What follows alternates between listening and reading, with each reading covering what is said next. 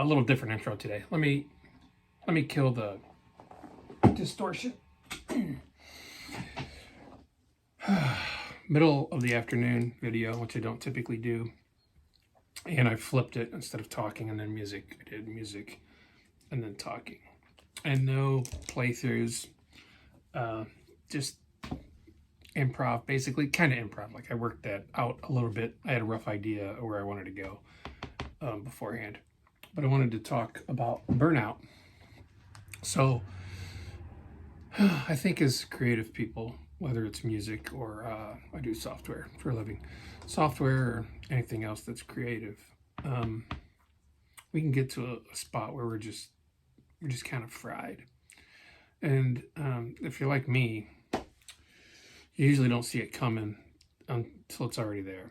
And I think I'm burning out on like guitar and certain, not guitar playing in general, but what I play and where I play.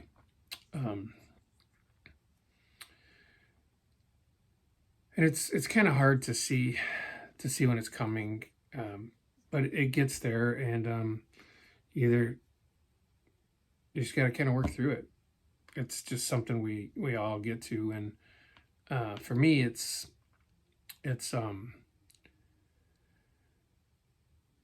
just seems like I prepare every week, almost the same things, just slight variations of the same things, and then I just don't have time for the stuff that I want to do, because I'm preparing for this all the time. And it's not that I want to stop doing it. I don't think any of us want to stop doing it. We just I guess we just need a break once in a while.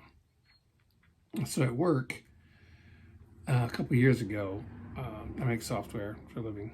A couple years ago, I started taking a week off completely, like every 3 months. So that meant that every 3 months I got a full week to kind of reset and rethink, right? Just think about other things. Don't think about work. Too stupid watching Netflix stuff. Play guitar. Sometimes go on a trip with my wife. We did the Bourbon Trail. We've done other things, family vacations, staycations, just stay at home. I stopped calling it a vacation and started calling it personal time off, right? But I don't seem to do that with guitar. And I play at a church, and I play a lot, and I like it a lot. But every once in a while, it starts to creep in, and some bad things happen. You just kind of get like a bad attitude, or maybe you're not putting forth the effort that you used to, or you get annoyed easily. There's a few things you can do. So I wrote down 3 things that I do, or I think that you can do if you want to kind of break that rut, especially if you play at a church and you get burnt out, because there's some things that are out of your control. You know, often you're given songs to play.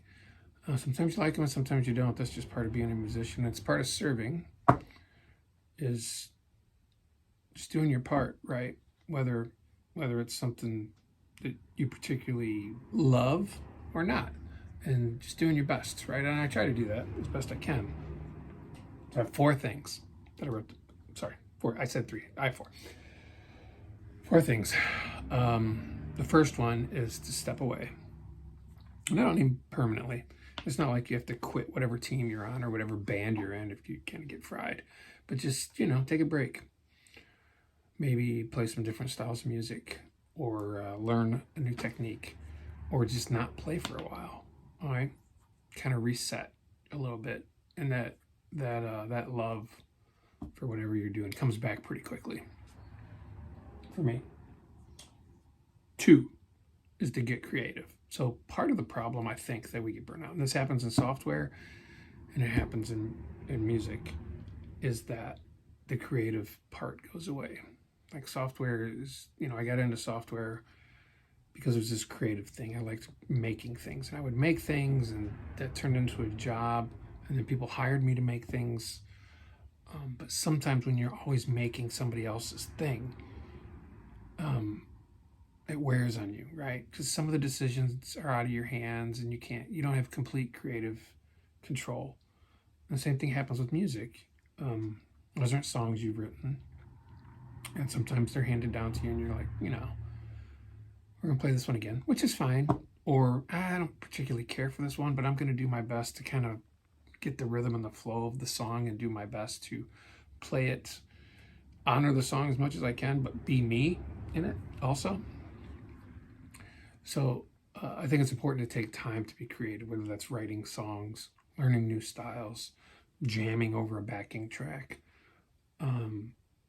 constantly doing the same thing.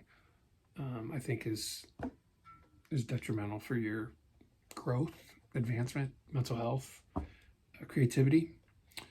Getting creative is important. It's something that I really want to focus on. I have a bunch of songs, not a bunch, a handful of songs I've written. Some of them are decent, and I never play those on here. I always play whatever I'm practicing for that week, because that kind of consumes me to a certain point. So I want to get more creative. Problem is it's probably boring to you guys. Well, maybe not. Not if it's complete. You don't want to see me creating a song, but maybe playing them would be kind of cool. It'd be good for me. So hopefully you like it too. All right. Mix it up. So when you're playing the same things all the time, whether you're a gig playing a bar or wedding or a church, you can kind of mix it up, right? Throw in some new voicings, put a lick in here or there, an extra part. You substitute voicings. There's like a lot of music theory type things that you can do to kind of mix it up. One thing that I recently did was I decided to try an open tuning for some songs, which put me all the way back to the beginning, like a beginner again, because I had to learn all the new triads. And you may have seen this already, you may not have, I don't know. I had to learn all new triads, chord voicings, how to play cleanly, just a bunch of stuff. I had to relearn one song that I already knew. I had to learn like where all these chords were and try to find the ones that I thought sounded good, and it really kind of mixed it up for me. The downside of that is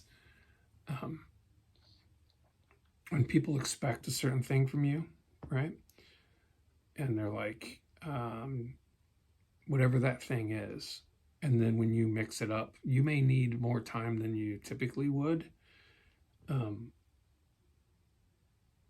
don't know how you get around that. You can ditch the new thing that you're trying to kind of mix it up and keep it fresh, or you can just go back to so you can either ditch it and just not use that. It's just something you do on your own, right? To make it more interesting for yourself. Or I suppose you could say, hey, I'm trying this new thing, so I'm going to need a little more time, just to be really open that you're doing something different. And the last thing, and I think this is really important, is to just never look back. So most churches record their service and then they put it on the internet. And a lot of times when you look back on that, it's either not going to sound like it did in your monitors or in your floor wedges, if that's what you have, or it's not. You're going to hear things that you did that you don't particularly care for, whatever it is. I can almost guarantee 80% of what you see or hear, you're not going to like.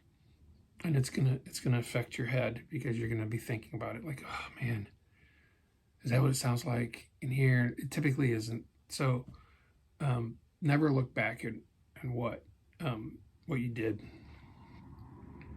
how well you did, or how poorly you did. Because doing really well and looking back on how well you did does the same thing, right? It corrupts your mind. Because then you're like, oh, that's the standard, right? So if you don't play to that standard, then